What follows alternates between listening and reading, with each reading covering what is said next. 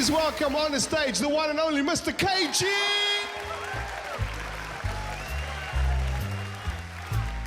Kagiso for president is not possible because it's a lot of work.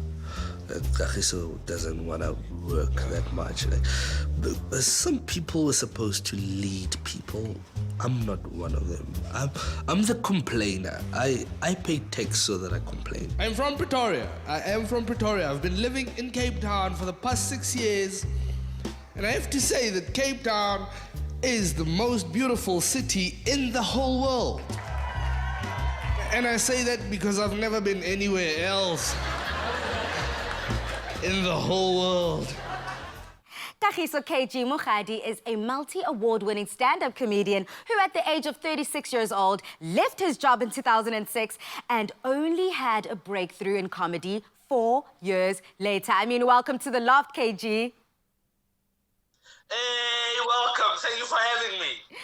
Kagiso, that is definitely something a lot of people can take a note out of your book. You know, that never say die. 4 years is a long time. So, you know, how are you able, even through the face of it all, the face of adversity, you're still able to convince everyone around you that, guys, I'm funny? I think it's one of those things people need to laugh. It's the thing that we need. It's the thing that you do naturally. So people don't need much convincing, especially when you live in this time where things are not so good. We need a bit of an outlet. So we don't need much convincing. You know, it's the thing that we have in us. Yeah, that's very true. And speaking about having it in you, you have mentioned in the video that you were funny from a very young age. However, you only pursued stand-up comedy quite later on in life. Please may you share this with us. You know, like, I grew up in Mawubani. I grew up in a culture of guarana, you know, like guara, roasting. I grew up in the roasting world. And I think in my entire life, I've only ever lost 2 roasts. So I knew back then that I was funny. I just didn't know that funny can be a career. Even though we grew up watching sitcoms, it didn't register that this is an art form that one can go into. It was just something very far away from me. It's only when I grew up and I watched other people do it, I started thinking about doing it. And even when I started, I didn't think that it is a career. I thought it's just a thing people do for fun. That's quite interesting that you say so, Kagiso, but beyond it, you then went into a completely different industry and a different trajectory. So what was your aha moment? You know, everyone has that aha moment where you decide to turn everything around. What was yours?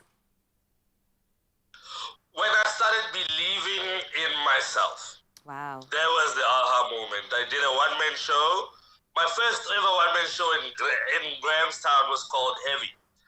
And on my last show, I got a standing ovation. I opened with a standing ovation. I had a couple of standing ovations during the run, but the last show is the one that hit me the hardest because people were going, "We love this thing. Please keep doing this thing." And then I went back to work, and work was just not the same ever again. You know, I was just sitting there going, I love all these people here, but I don't want to be here. I want to be creating other things. That was the aha moment, when I believed in myself.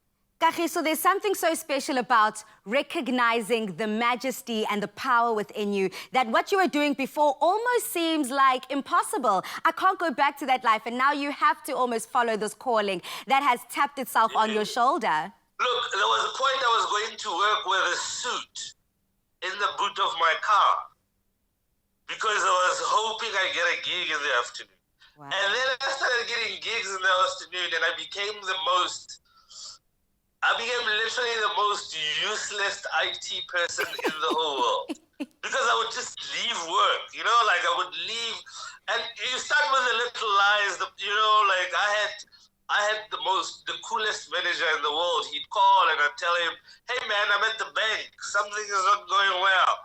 Hey man, my geyser just popped up. Hey man, this is..." And then I told him the truth. Listen, I've been doing gigs in the afternoon, you know? Yeah. And we discussed it and we realized that this is what I should be doing. Well, I'm so glad that you decided to stick to the comedy. Now, as a comedian, you've always managed to find the funny in almost everything that you do. Now, give us some practical tips as to how fellow South Africans can tap into that funny to survive the lockdown. I think funny comes from honesty. I think we laugh at things because we relate. That's number one.